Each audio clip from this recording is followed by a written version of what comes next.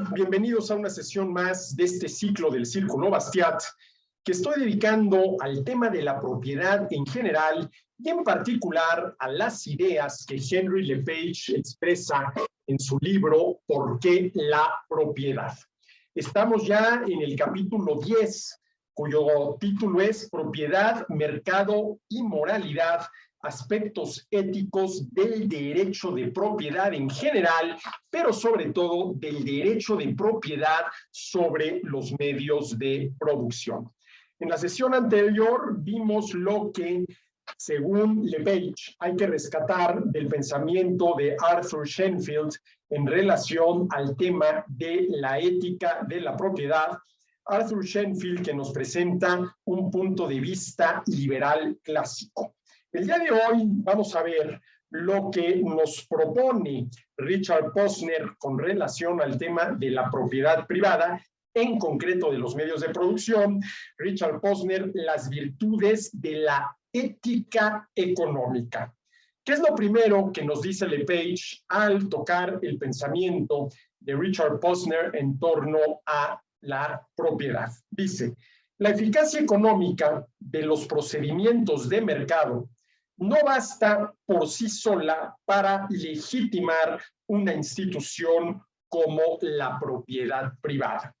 Claro, la pregunta debe ser, ¿por qué no? ¿Por qué la eficacia económica de los procedimientos de mercado? Por lo cual tendríamos que entender la economía de mercado en el sentido institucional del término, que son aquellas economías en las cuales los derechos de los agentes económicos están plenamente reconocidos, puntualmente definidos y jurídicamente garantizados, lo cual ya supone una dimensión ética relacionada con la justicia, entendida como el respeto a los derechos de las personas en general y en concreto el respeto a los derechos de los agentes económicos. Pero en fin, la eficacia económica de los procedimientos del mercado no basta por sí sola para legitimar una institución como la propiedad privada. Es más, una de las críticas que se le hace a la economía de mercado en el sentido institucional del término, o lo que comúnmente se conoce como capitalismo, es que sí, que económicamente es eficaz para reducir el nivel de escasez y por lo tanto elevar el nivel de bienestar de las personas, pero que éticamente deja mucho que desear. ¿Pero qué quiere decir que la economía de mercado en el sentido institucional del término o el capitalismo éticamente dejan mucho que desear? ¿Qué querría decir que éticamente dejan mucho que desear? Pues una posible respuesta sería que no se respetan los derechos de los agentes económicos o que no se practica la justicia, que en eso consiste precisamente la justicia, en respetar los derechos de los demás.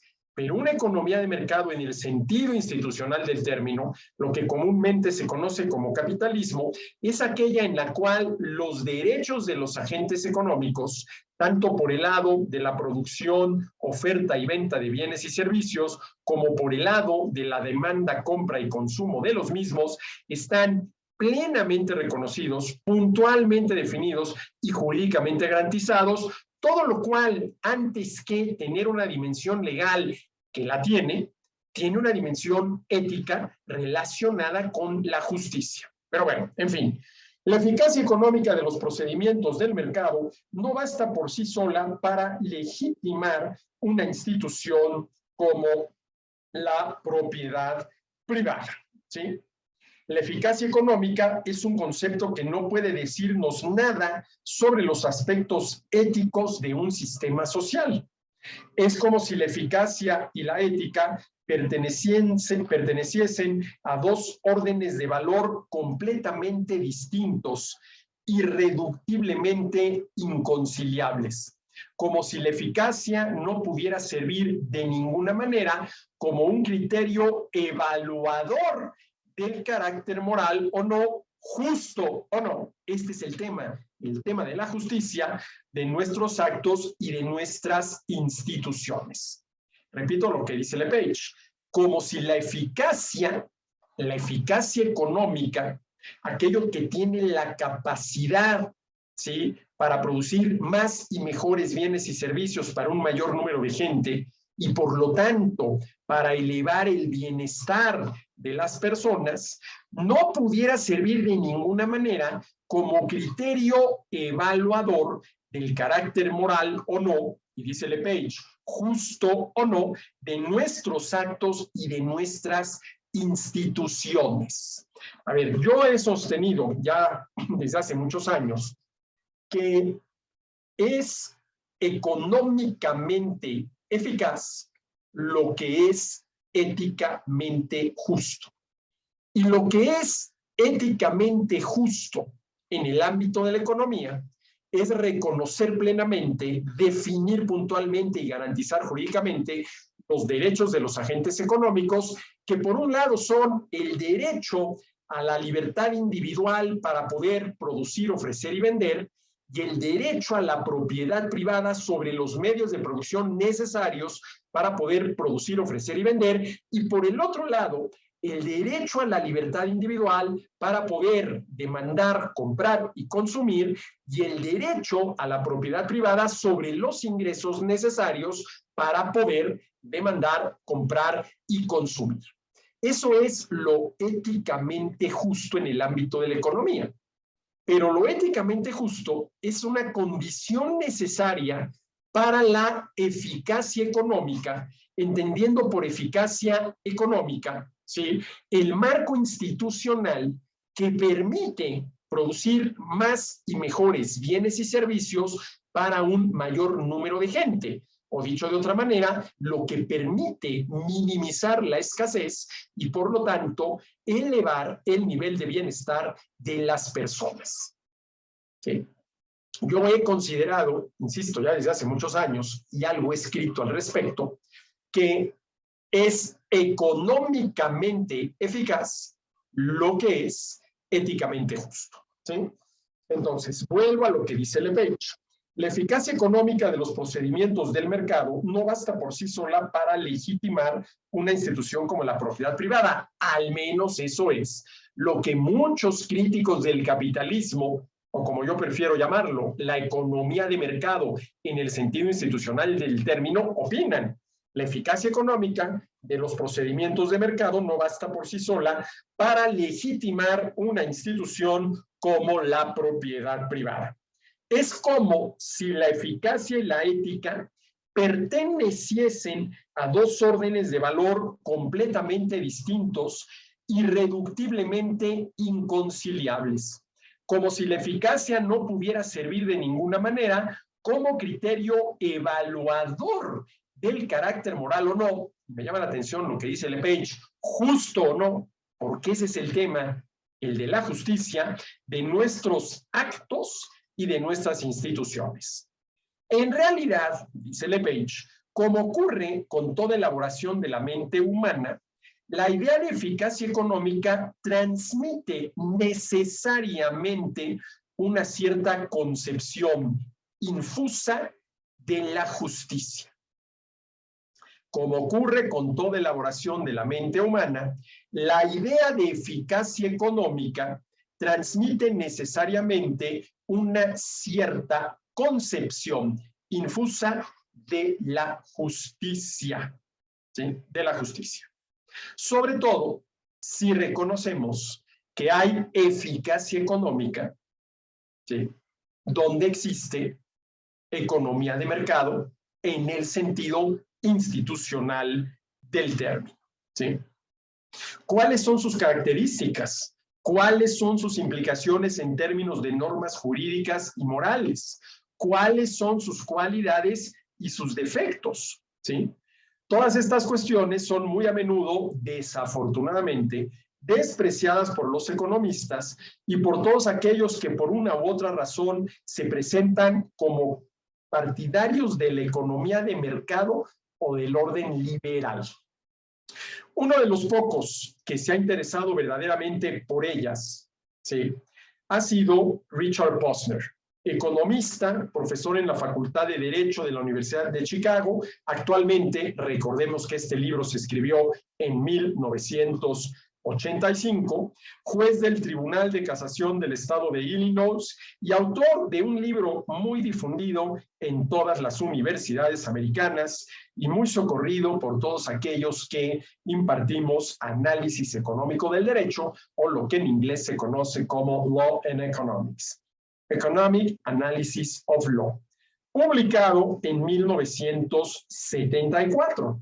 El profesor Posner, dice LePage, es un personaje bastante excepcional, fundador, esto habría que ver si realmente es el fundador, pero sin duda alguna uno de los principales representantes de una nueva disciplina universitaria, el análisis económico del derecho, que desde hace unos 15 años y en paralelo con los trabajos de la Escuela del Public Choice, han jugado un importante papel en la revisión de las actitudes dominantes en los Estados Unidos respecto a la intervención y el papel del Estado en la sociedad.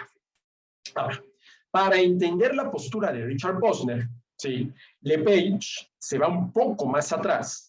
El libro Economic Analysis of Law de Posner se publica en 1974 y aquí LePage nos lleva hasta 1961, año en el cual el profesor Ronald Coase publicó su famoso artículo The Problem of Social Cost, el problema del costo social, en el que planteaba la cuestión de la incidencia de las normas jurídicas en la eficacia de la asignación de los recursos.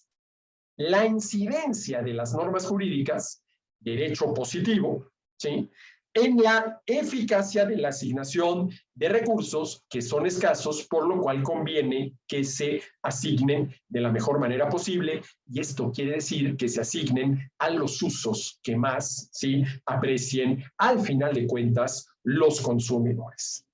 A través del análisis de casos de contaminación y de efectos externos, las famosas externalidades negativas, Ronald Coase demostraba en su famoso artículo The Problem of Social Cost, ¿sí?, que las sentencias de los tribunales, a partir de su propia interpretación de la common law inglesa, estaban de acuerdo con las soluciones que hubiera preconizado un economista que buscase, ojo, no la justicia, sino la mayor eficacia productiva.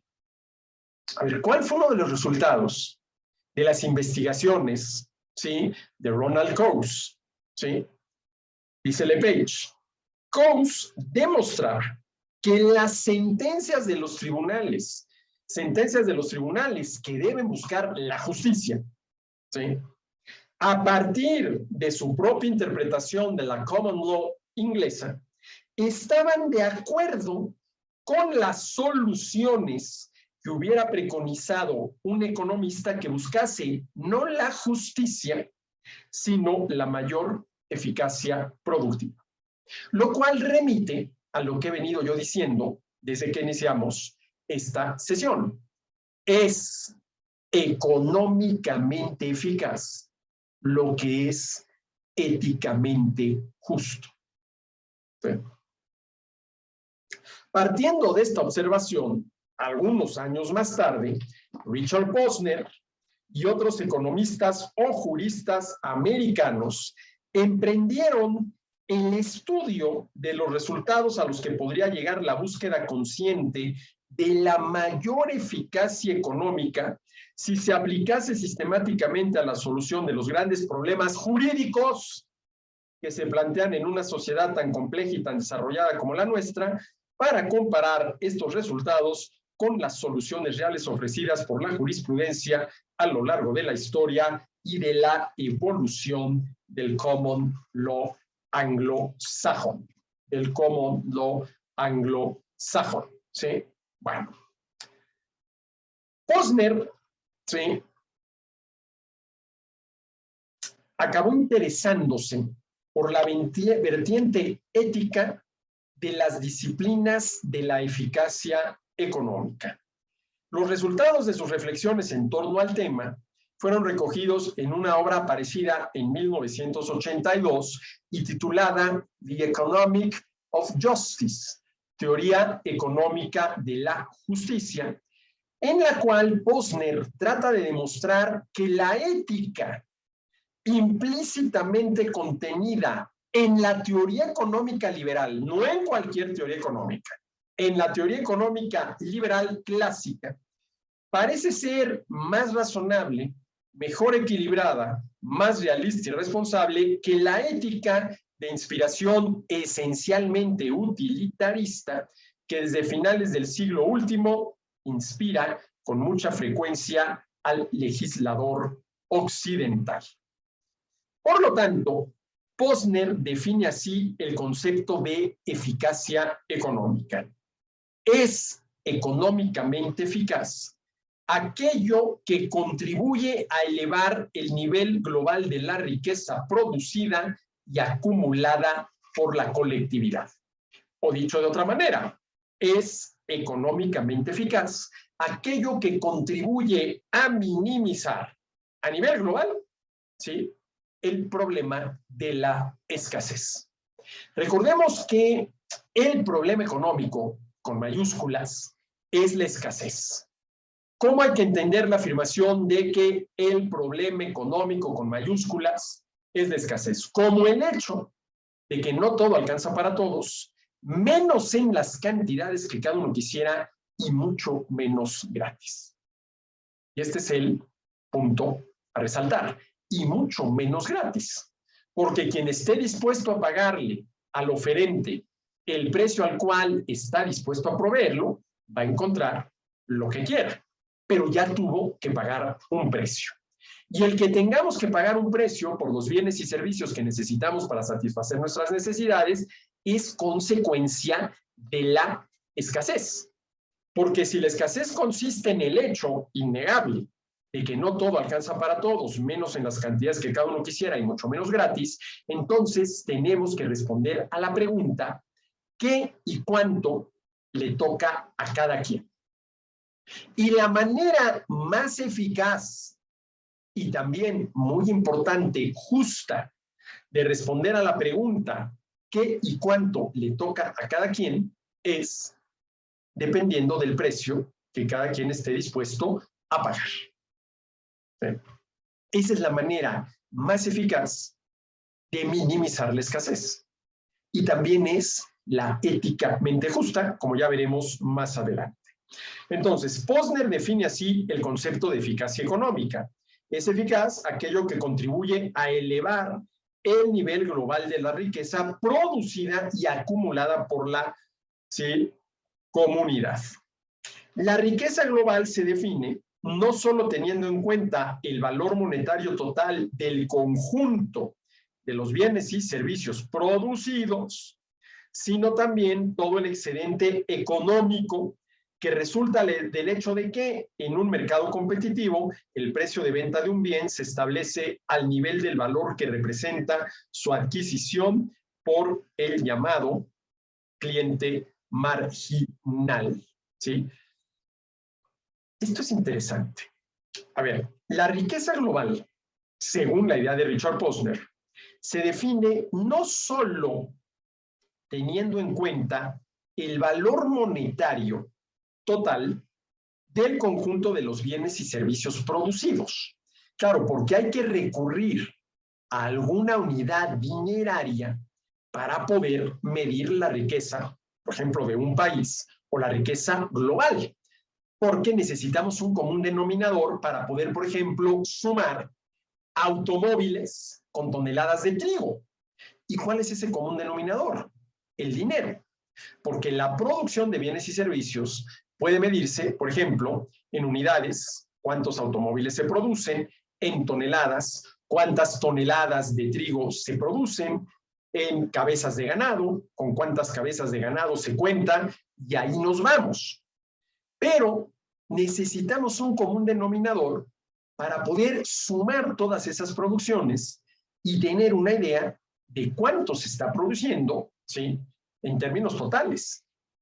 Y eso lo proporciona el dinero, porque otra manera de medir la riqueza producida y acumulada es a través del dinero, que es como por lo generalmente se hace, por ejemplo, cuando se calcula el Producto Interno Bruto, que no es otra cosa más que la producción de bienes y servicios para el consumo final que se realiza en un país. Entonces, la riqueza global se define no solo teniendo en cuenta el valor monetario total del conjunto de los bienes y servicios, ¿sí?, la cantidad de cada bien o servicio multiplicado por su precio, sino también todo el excedente económico que resulta del hecho de que en un mercado competitivo el precio de venta de un bien se establece al nivel del valor que representa su adquisición por el llamado cliente marginal.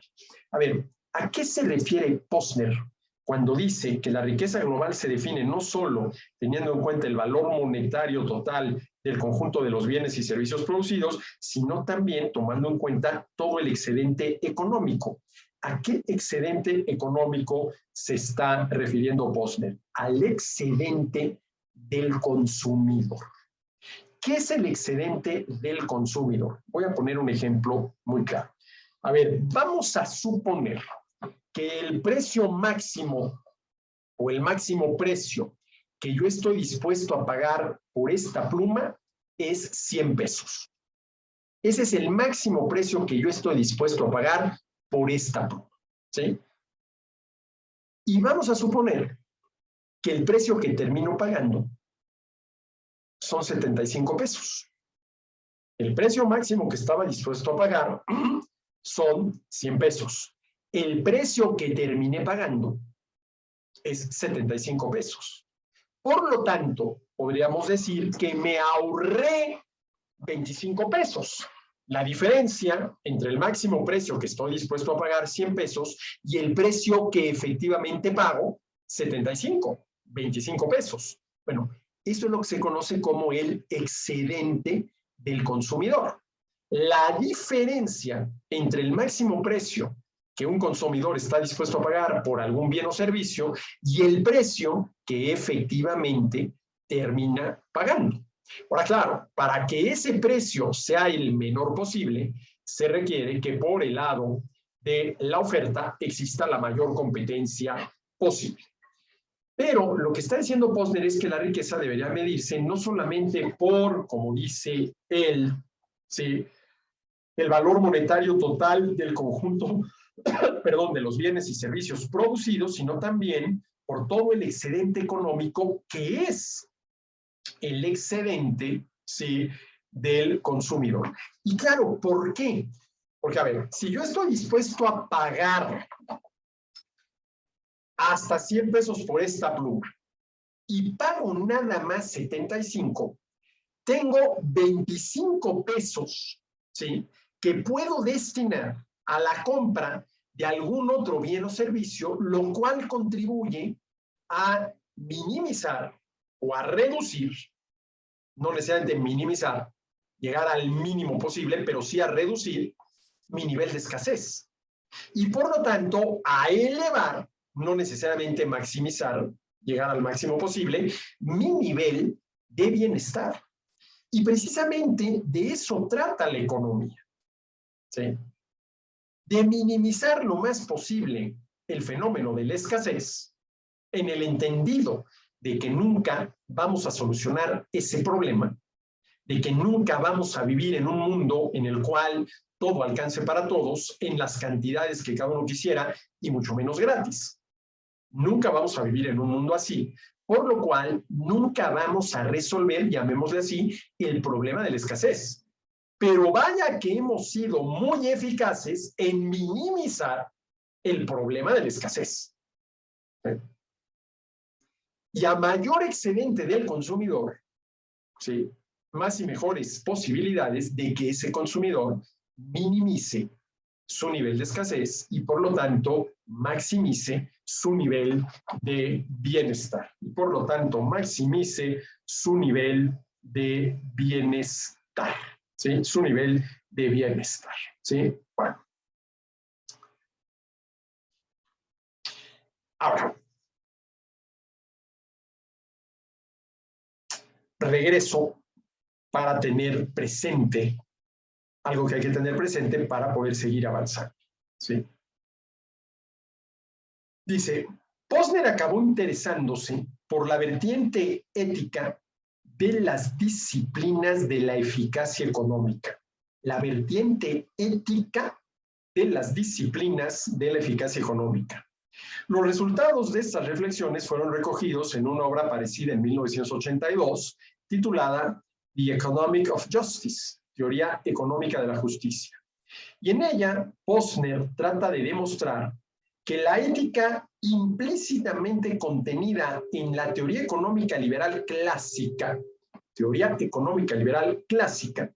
parece ser más razonable, mejor equilibrada, más realista y responsable que la ética de inspiración esencialmente utilitaria que desde finales del siglo último, y aquí el siglo último al que se refiere, ¿sí?, de Page es el 19, inspira con mucha frecuencia al legislador, ¿sí?, occidental, ¿sí?, al legislador occidental, cuyas ideas se derivan de conceptos directamente recogidos de la filosofía utilitarista de Jeremy Bentham y de sus discípulos en el siglo XIX. Jeremy Bentham pues fue uno de los principales representantes, si no es que el padre de esta corriente filosófica, conocida como utilitarismo, cuyo, llamémosle así, grito de guerra era la mayor felicidad para el mayor número de gente posible,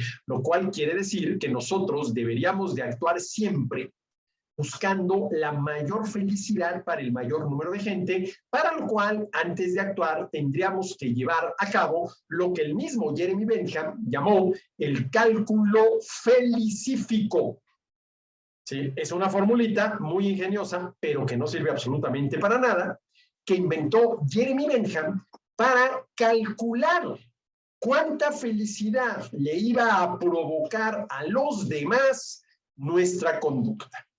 A ver, lo cual es absurdo. Primero, porque si bien es muy ingenioso, ¿sí?, la formulita del cálculo felicífico de Jeremy Bentham, pues es verdaderamente imposible, uno, recabar toda la información necesaria para vertirla en la formulita y aplicarla.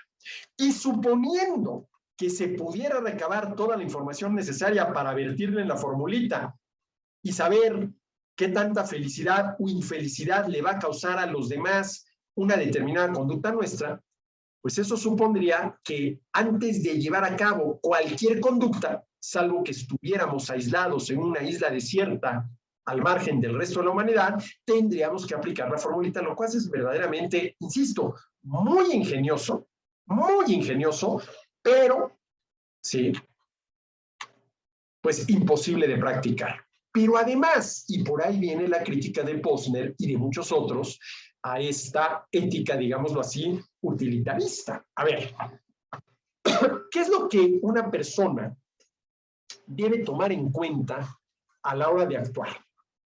¿Cuánta felicidad o infelicidad va a causar su conducta a los demás? De entrada, ¿cómo lo sabes? Pues aplicando, ¿sí?, la fórmula del cálculo felicífico de Jeremy Bentham, lo cual en la práctica es imposible. O la otra, ¿sí?, ¿de qué manera mi conducta respeta o viola los derechos de los demás? ¿Qué es lo que yo y cualquier otra persona debe tener presente, debe preguntarse antes de actuar? A ver, esta acción que pretendo realizar viola los derechos de alguien, entonces es una acción injusta, por lo tanto no debes, sí, realizarla. Esta acción que pretendo realizar no viola derechos de nadie, por lo tanto es justa, adelante. Desde mi punto de vista, es el punto de vista de lo que podríamos llamar, sí, el liberalismo clásico. Esta es la pregunta que debemos hacernos antes de actuar. No qué tanta felicidad o infelicidad le va a causar mi conducta a todas las personas que podrían verse afectadas por ellas. Por ejemplo, yo como profesor universitario, si fuera utilitarista, pues antes de entrar a clases tendría que aplicar la fórmula del cálculo felicífico para ver si a mis alumnos la clase que les voy a impartir les va a causar felicidad o infelicidad, lo cual estrictamente hablando a priori es muy difícil de saber, porque si yo doy una excelente clase, pues a lo mejor a mis alumnos eso les causa mucha felicidad, pero si ese día mi clase estuvo verdaderamente para el olvido, pues a mis alumnos eso les puede causar mucha infelicidad. Oye, es que hoy la clase del profesor Ram estuvo verdaderamente aburridísima. O la otra, oye, qué buena clase dio hoy el profesor Ram. Ojalá y así las diera todas. Y saber eso a priori, pues es muy difícil, por más que yo como profesor tenga la intención de que cada vez que me paro en un salón de clases frente a un grupo de alumnos, dar lo mejor de mí, dar la mejor clase posible. Pero hay veces, y todos los profesores lo sabemos, y a todos los profesores nos ha pasado, en que pues algo sucede que al final de cuentas, tal vez sin que los alumnos se den cuenta, pero uno sí se da cuenta, pues aquella clase no fue la ideal, ¿sí? Entonces, dice, la riqueza global, no, perdón, dice, Posner se interesó por la vertiente ética de las disciplinas de la eficacia económica. Los resultados de estas reflexiones fueron recogidos en una obra aparecida en 1982 y titulada The Economic of Justice, Teoría Económica de la Justicia, en la cual Posner trata de demostrar que la ética implícitamente contenida en la teoría económica liberal clásica parece ser más razonable, mejor equilibrada, más realista y responsable que la ética de inspiración esencialmente utilitaria que desde finales del siglo último inspira con mucha frecuencia al legislador occidental, derivada esa inspiración del legislador occidental de conceptos directamente recogidos de la filosofía del utilitarista Jeremy Bentham y de sus discípulos del siglo XIX, ¿sí? La de Posner es mucho más fiel al espíritu de los economistas clásicos de finales del siglo XVIII. Lo que se busca no es la maximización de la suma de las utilidades individuales o lograr la mayor felicidad para el mayor número posible, sino tan solo la maximización del conjunto de las satisfacciones individuales que tienen un valor real en cuanto se expresan a través de una voluntad concreta de sacrificio monetario.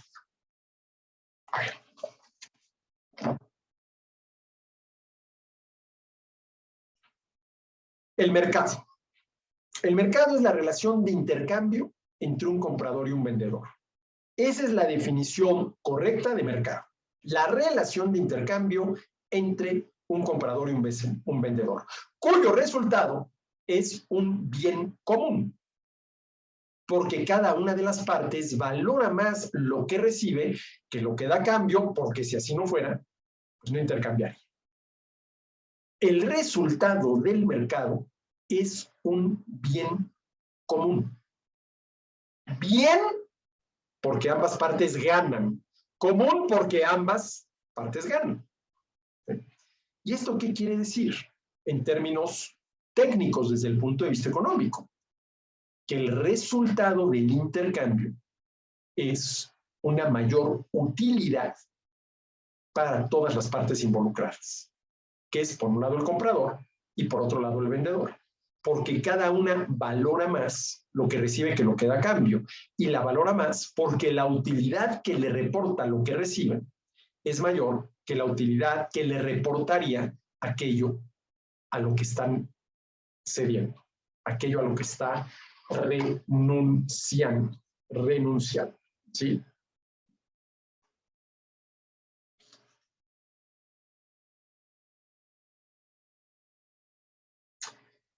Dice Lepage, partiendo del hecho de que el utilitarismo filosófico, ojo, esto fue escrito 1985, esto hay que tenerlo siempre presente, ¿no? El año en el cual se escribió el libro que estamos leyendo. Partiendo del hecho de que el utilitarismo filosófico se ha convertido desde finales del siglo pasado en la fuente de inspiración dominante de los juristas contemporáneos, ¿sí? Como ocurre, por ejemplo, en materia de la reglamentación del derecho de propiedad, llama la atención Richard Posner sobre los problemas prácticamente insolubles que produce dicha doctrina cuando se trata de hacer de ella un uso operativo. El principio del utilitarismo no estriba solo en que el interés colectivo debe primar sobre el interés individual, ¿sí? Si la acción que yo pretendo realizar no va a dar como resultado la mayor felicidad para el mayor número de gente, no debería yo de realizarla desde el punto de vista utilitarista.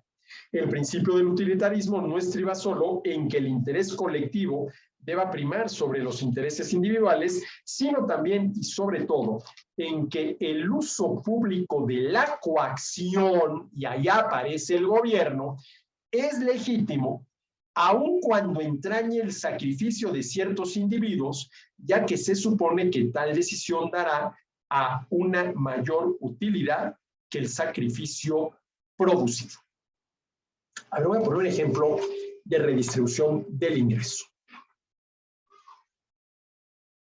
Para comparar la postura utilitarista, la ética utilitarista, de la postura, llamémosle así, del liberalismo clásico. Si tú a un millonario, y tú eres el gobierno, le quitas 1 millón de pesos y se los das a la persona más pobre, ¿sí? El beneficio que le causas a la persona más pobre es infinitamente mayor que el perjuicio que le causas a la persona más rica. Quitándole a la persona más rica 1 millón de pesos, alguien diría, pues es como quitarle un pelo al gato para darle a la persona más pobre ese 1 millón de pesos, lo cual, para seguir con el dicho, supondría como darle el gato completo a la persona más pobre. Y esto es verdad, sin duda alguna.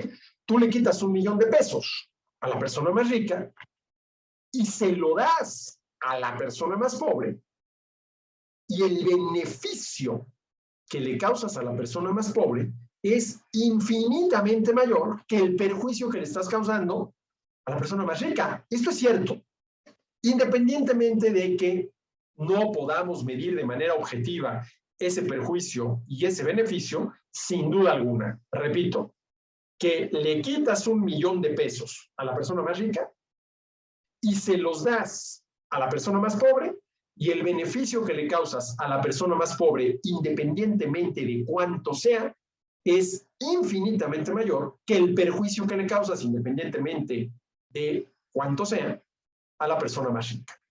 ¿Sí?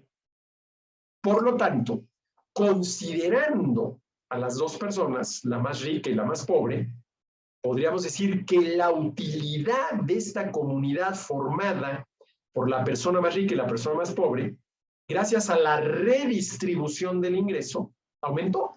¿Por qué aumentó? Pues porque la utilidad que recibe la persona más pobre del 1 millón de pesos que el gobierno le está dando es infinitamente mayor a la desutilidad que padece la persona más rica. Y si la utilidad es infinitamente mayor a la desutilidad, pues ¿qué pasa con la utilidad, llamémosle así, total? Pues que aumenta. Ahora, la pregunta es, ¿este hecho es razón más que suficiente para quitarle al rico y darle al pobre? Los utilitaristas dirían que sí. Los liberales clásicos decimos que no, porque no es un tema de utilidad. A ver, dicho en términos de felicidad, la felicidad que le causas al más pobre dándole 1 millón de pesos es infinitamente mayor a la infelicidad que le causas al rico quitándole 1 millón de pesos. Y esto es cierto. Lo podemos también expresar, como ya lo hice hace un momento, en términos de utilidad. La utilidad que recibe el pobre por haber recibido 1 millón de pesos es infinitamente mayor que la desutilidad que padece el rico por haberle quitado ese 1 millón de pesos. La felicidad total aumenta, la utilidad total aumenta.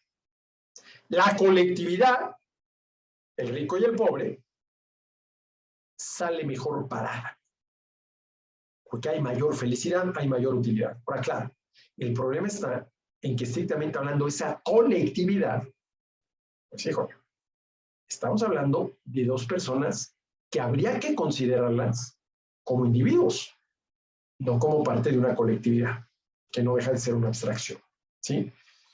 Entonces, esta es la postura utilitarista, ¿sí? ¿Cuál es la postura del liberalismo clásico? Pues que aunque desde el punto de vista utilitarista aumente la felicidad, aumente la utilidad colectiva, no se justifica de ninguna manera que el gobierno le quite al rico la cantidad que sea para darle al pobre la cantidad que sea. Y a ver, habrá quien diga, bueno, pero a ver, yo mismo lo dije. Este ejemplo de quitarle al rico 1.000.000 de pesos para darle ese 1.000.000 de pesos al pobre, pues es, en el caso del rico, quitarle un pelo al gato. Y en el caso del pobre, darle el gato completo. ¿Sí? La pregunta es si las necesidades insatisfechas del pobre le dan derecho, aparte del ingreso o de la riqueza, del rico. Esa es la pregunta. Y el común denominador de los socialistas de la izquierda es la creencia de que las necesidades insatisfechas de los pobres les dan derecho, aparte del producto del trabajo, que eso es el ingreso, el producto del trabajo de los ricos. Y que el gobierno tiene la obligación de hacer valer ese derecho de los pobres, redistribuyendo el ingreso desde los ricos hacia los pobres. Y la justificación es utilitarista.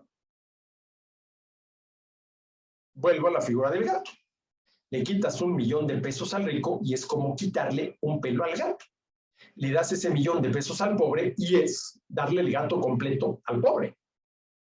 Dado que la utilidad del pobre que recibe ese 1.000.000 de pesos producto de la redistribución gubernamental del ingreso es muy superior a la desutilidad que padece el rico, la utilidad de esta colectividad, formada en este caso muy simple por el rico y el pobre, aumenta, lo cual es cierto. Ay, entonces, ¿cuál es el problema? Que el utilitarismo tiene una visión colectivista, mientras que el liberalismo clásico tiene una visión individualista. Individualista.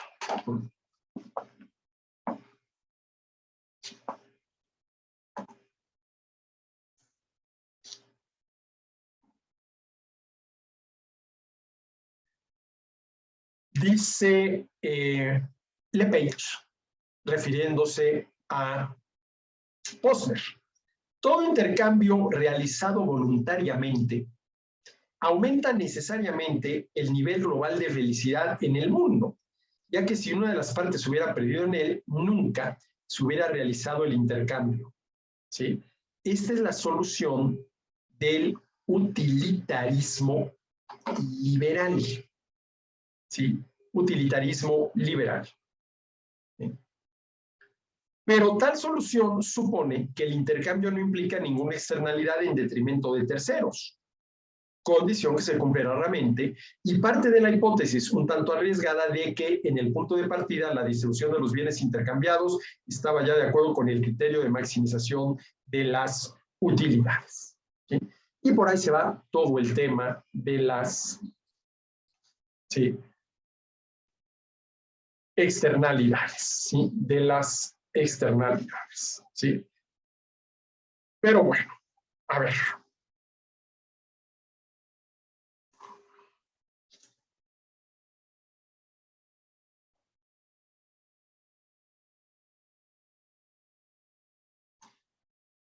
Dice Lepage, la ética económica, lejos de confundirse, como se cree generalmente, con el utilitarismo, permite, por el contrario, soslayar la mayor parte de los problemas que acabamos de citar sin caer, por ello, precisa Posner, en el escollo inverso del ideologicismo rígido, ¿sí? Del ideologicismo rígido.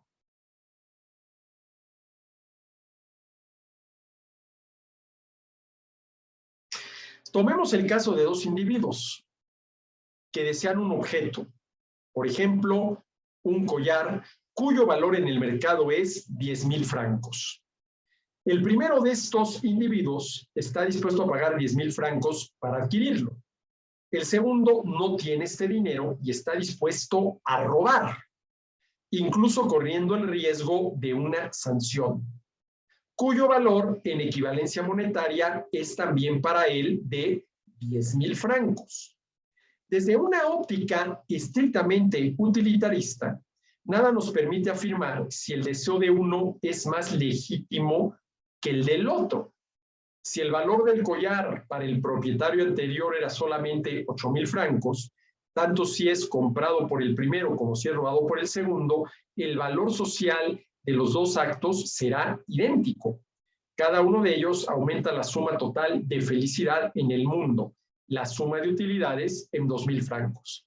Según este criterio, el robo no es una actividad necesariamente más reprensible, menos moral que la compra voluntaria libremente negociada con el propietario legítimo.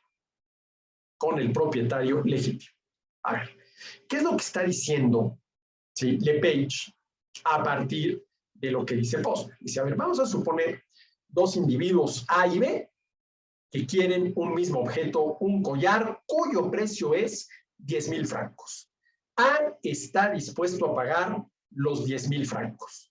B está dispuesto a robarlo, aún sabiendo que puede ser, ¿sí?, pescado, ¿sí?, atrapado en el acto del robo, y que se le aplicaría una sanción monetaria equivalente a 10,000 francos. A 10,000 francos. ¿Sí? Desde una óptica estrictamente utilitarista, nada nos permite afirmar si el deseo de uno es más legítimo que el de otro.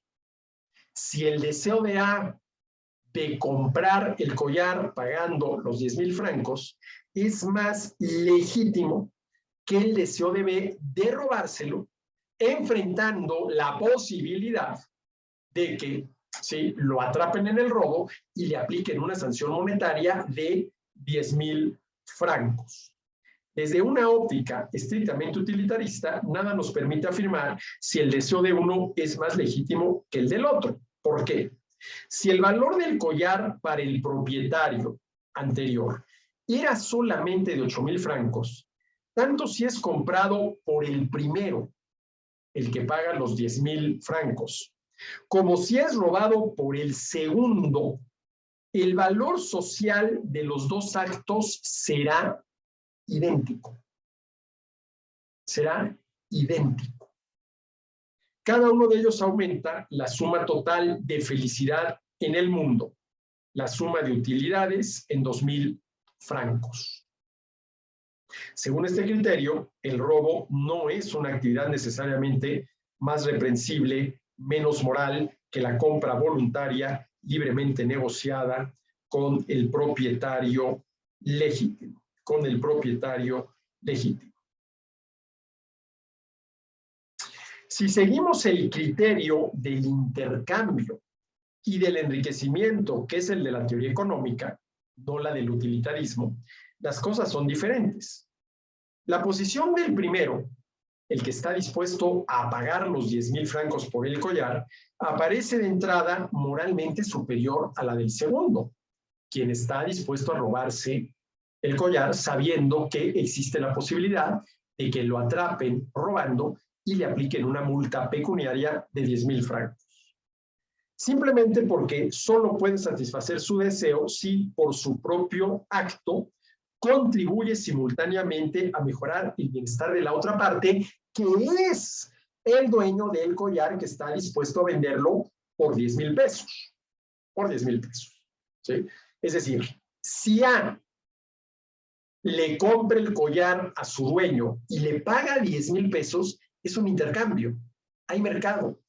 Esta relación de intercambio entre compradores y vendedores, cuyo resultado es un bien común, porque ambas partes ganan. Y eso que es económicamente eficaz, también es éticamente justo porque cada una de las partes está respetando el derecho de propiedad de su contraparte. En cambio, si B le roba el collar a su propietario, el propietario se queda sin el collar y sin los 10,000 pesos francos, que es la cantidad de francos a cambio de la cual está dispuesto a vender el collar. Y el ladrón se queda con el collar sin haber tenido que pagar, ¿sí?, los 10,000 francos.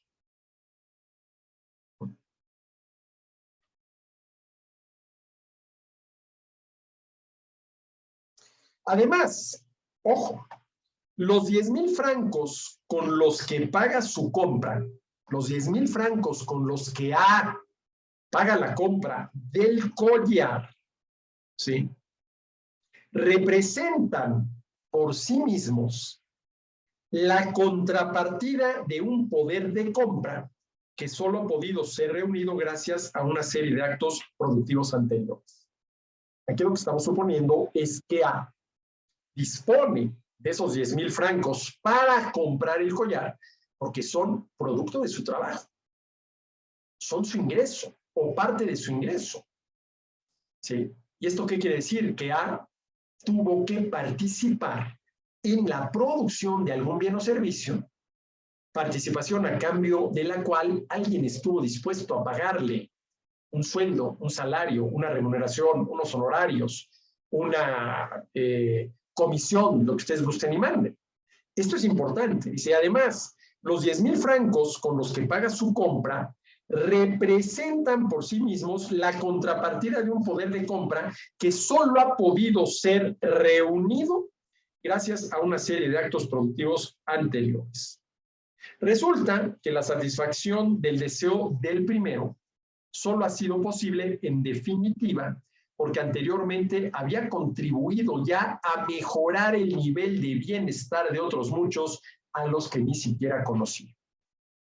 No se puede tratar tal deseo de la misma forma que el de un ladrón, que cualquiera que sea la intensidad de su sentimiento no aporta nada a nadie en contrapartida de la satisfacción que trata obtener.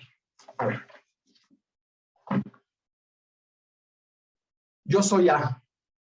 Soy el que está dispuesto a pagar 10,000 francos a quien ofrece el collar. Si lo hago, estoy beneficiando al oferente del collar.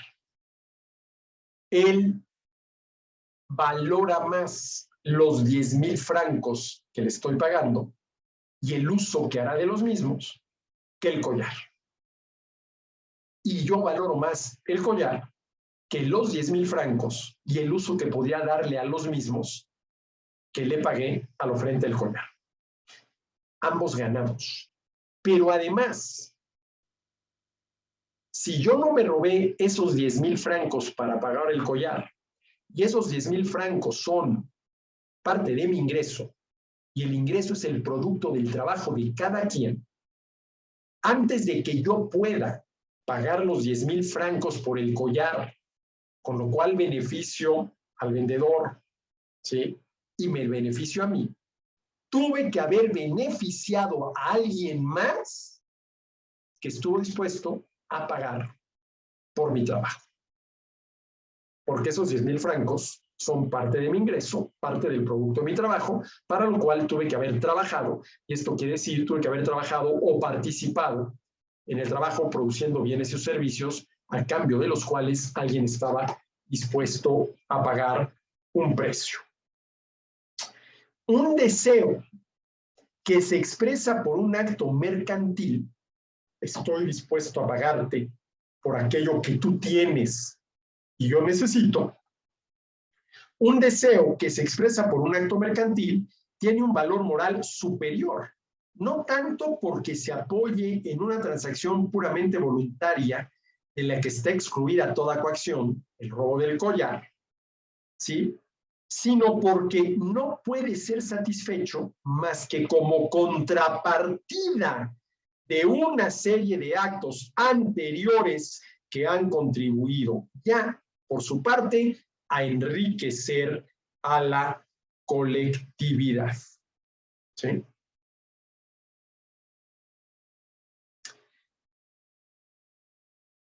La superioridad de la solución económica, observa Posner, ¿sí? Su superioridad ética no proviene de la neutralidad del mercado respecto a los deseos y a las necesidades, sino del hecho de que en este sistema, el mercado, la relación de intercambio voluntario entre compradores y vendedores, solo pueden ser satisfechos los deseos de aquellos que han dado ya pruebas de su capacidad para actuar en interés de todos. ¿Sí?